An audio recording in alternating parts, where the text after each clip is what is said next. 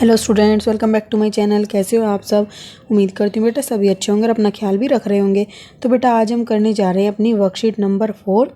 ठीक है, हिंदी सब्जेक्ट की है बेटा, जिसमें हम पढ़ेंगे लाख की चूड़ियाँ। 8th क्लास के चैप्टर है। ठीक है, भाग 4 से ली गई है बेटा। चलिए स्टार्ट करते। हमने अब तक क्या पढ़ा है बच्चों? जब बहुत दिनों के बाद लेखक गांव आया तब बदलू और लेखक के बीच में जो बातचीत हुई उसी को हम आज इस कार्यपत्रक में पढ़ेंगे और नीचे दिए गए प्रश्नों के उत्तर लिखने का प्रयास करेंगे। ठीक है, तो बेटा देखो, हमने अभी देखा था कि जब उसने क्या नाम है वो अपने मामा के घर गया था तो क्या हुआ था, बदलू की जो मामा की लड़की थी उसके हाथ में चोट लग गई थी कांच की चूड़ी की वजह से।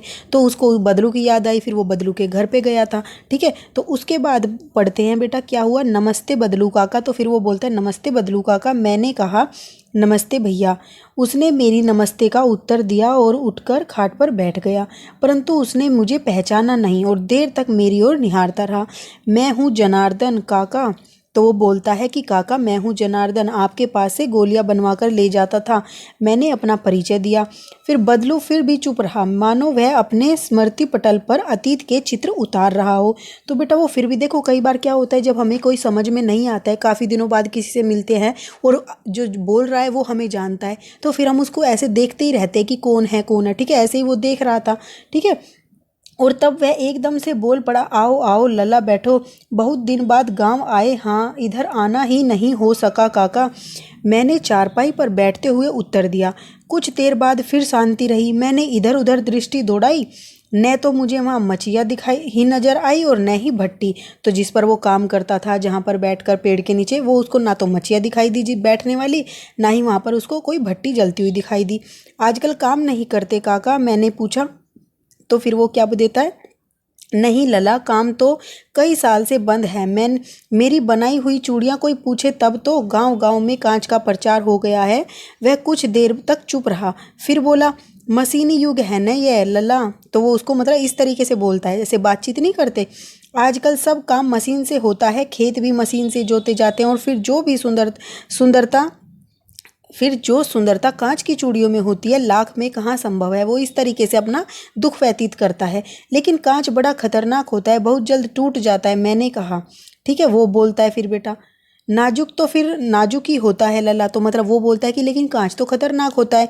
फिर वो बोलता है, उसका मतलब कि बदलू बोलता है कि नाजुक तो फिर नाजुक ही होता है। कहते कहते उसे खांसी आ गई और वह देर तक खांसता रहा। मुझे लगा उन्हें उसे क्या है, दम्मा है। अवस्था के साथ साथ उसका शरीर भी ढल चुका था। उसके हाथों पर और माथे पर नसें उभर आई थी।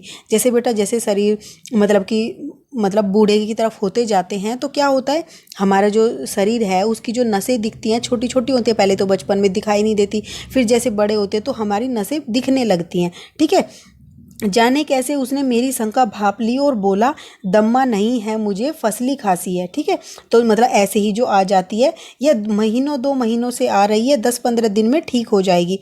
मैं चुप रहा। मुझे लगा उसके अंदर कोई बहुत बड़ी व्यथा छिपी है। मैं देर तक सोचता रहा कि इस मशीन युग ने कितने हाथ काट दिए हैं।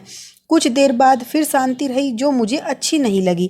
आम की फसल अब कैसी है काका? तो फिर वो क्वेश्चन पूछता है कि आम की फसल कैसी है काका? तो कुछ देर पश्चात मैंने बात का विषय बदलते हुए पूछा ये बात। फिर वो बोलते हैं बेटा बदलू की अच्छी है लला, बहुत अच्छी है। उसने उसने लहक कर उत्तर दिया और अपनी बेटी को आवाज दी, अरे रज्जो, लल्ला के लिए आम तो ले आ। फिर मेरी ओर मुखाबित होकर बोले। ठीक है, फिर मुखातिब होकर क्या बोले, माफ़ करना लला, तुम्हें आम खिलाना भूल गए। क्योंकि वो हर बार जब भी आता था उसको क्या करता था, आम खिलाता था। नहीं नहीं काका, आम तो इस साल बहुत खाए हैं। वाह वाह, बिना आम खिलाए कैसे जाने दूंगा तुमको। मैं चुप हो गया। मुझे वह दिन याद हो आए जब मेरे लिए मलाई बचा कर रखता था। तो बदलू क्या करता था बेटा, उसके लिए मतलब कि मलाई को बचा कर रखता था, गाय के दूध की। तो गाय तो अच्छी है न काका? फिर वो उसके बारे में पूछने लगता है। मैंने पूछा, गाय कहाँ है लला? 2 साल हुए बेच दी, मतलब कि 2 साल हो गए उसको बेच दी थी उसने। फिर बेटा उसके बाद कहाँ से खिलाता? इतने में रज्जो, उसकी बेटी, अंदर से एक डलिया से ढेर सारे आम ले आई। ठीक है। वो बोलता है कि कहाँ से इतना खिलाता, जब देखो उसका खर्चा पानी नहीं चल रहा, उसकी रोजी रोटी थी जो बेटा वही बंद हो गई, तो वो कैसे इतना सारा खर्चा झेल पाता। तो उसने क्या किया, अपनी गाय को बेच दिया। ठीक है। फिर इतने में उसकी बेटी रज्जो आ जाती है, अंदर से एक डलिया में ढेर सारे आम ले आती है। यह तो बहुत है काका, इतने कहाँ खा पाऊंगा। मैंने कहा वाह वाह, वह हंस पड़ा यह कहकर। ठीक है। शहरी ठहरे न, मैं तुम्हारी उम्र का था तो मैं इसके चौगने आम एक बखत में खा जाता था। तो ऐसे बोलते हैं ना, जैसे हमारे घर में भी बड़े हों तो वो क्या कहते हैं कि उस समय पर हम ऐसा करते थे वैसा करते, तो हमें नई नई बातें बताते हैं। आप लोगों की बात और है, मैंने उत्तर दिया। अच्छा बेटी, लला को 4-5 आम काट छाट कर 2 सिंदूरी वाले देना। देखो लला कैसे हैं, इसी साल यह पेड़ तैयार हुआ है। रज्जो ने 4-5 आम अंजुली में लेकर मेरी ओर बढ़ा दिए। आम लेने के लिए मैंने हाथ बढ़ाया तो मेरी निगाह एक क्षण के लिए उसके हाथों पर ठिठक गई। गोरी गोरी कलाइयों पर लाख की चूड़ियाँ बहुत ही फब रही थी। बदलू ने मेरी दृष्टि देख ली और बोल पड़ा, यह आखिरी जोड़ा बनाया था जमींदार साहब की बेटी के विवाह पर।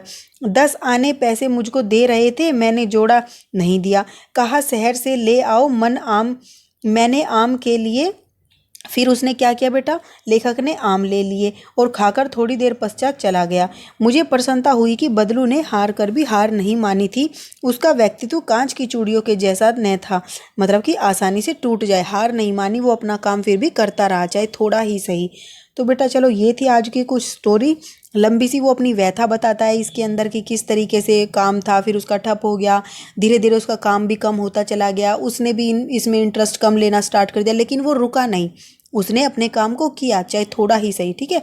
अब इसके क्वेश्चन आंसर करते हैं बेटा। अब बेटा फर्स्ट क्वेश्चन क्या है, बदलू के मन में ऐसी कौन सी व्यथा थी जो लेखक से छिपी न रह सकी मशीनी युग से। तो बेटा इसका क्या आंसर होगा, फर्स्ट का आंसर है कि बदलू के मन में अपने काम को लेकर चिंता थी, क्योंकि उसका काम बिल्कुल ठप हो चुका था। सभी लाख की चूड़ियों की बजाय आजकल कांच की चूड़ियों का इस्तेमाल करने लगे थे, क्योंकि कांच की चूड़ियाँ अलग अलग रंग की होती थी जो दिखने में बहुत ही सुंदर लगती थी, जिसके कारण उसकी चूड़ियाँ बिक नहीं पाती थी और उसका काम नहीं चल पाता था। ठीक है। तो इस वजह से वो क्या था, चिंतित था। अब सेकंड क्वेश्चन क्या है बेटा, मशीनी युग से बदलू के जीवन में क्या क्या बदलाव आया।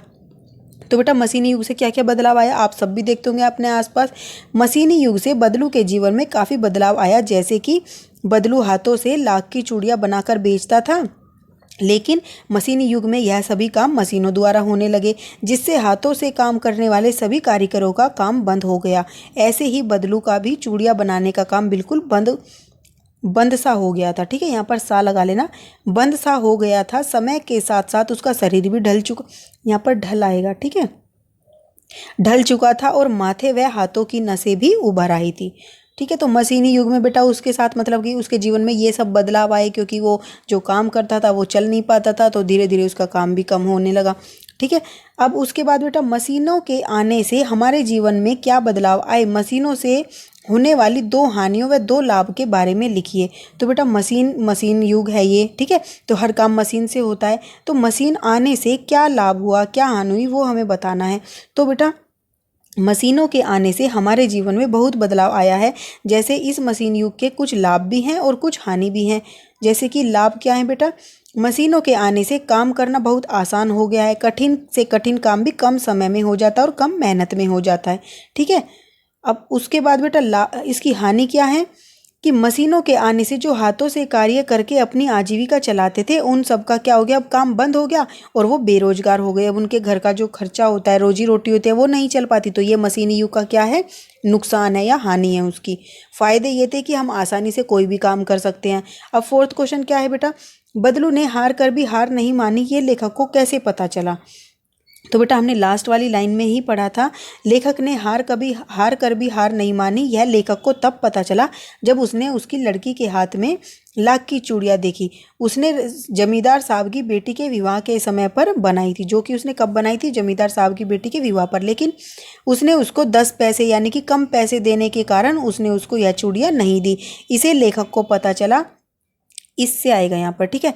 इससे लेखक को पता चला कि चाहे वह चाहे उसका काम कितना भी मंदा हो गया हो, लेकिन बदलू ने लाख की चूड़ियों को बनाने का काम नहीं छोड़ा।